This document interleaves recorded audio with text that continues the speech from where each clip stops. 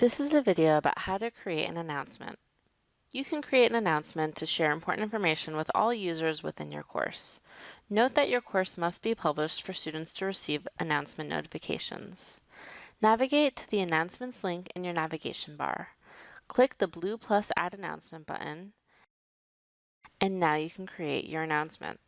You can add a title in this title field and add content in the box below.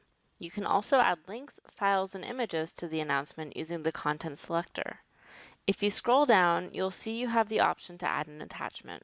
You can also delay posting, which allows you to schedule the announcement for a future date.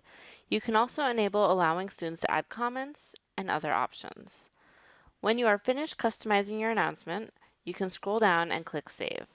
Unless you are using the delay posting option in the announcements, once you click Save, your announcement will immediately be posted in your course.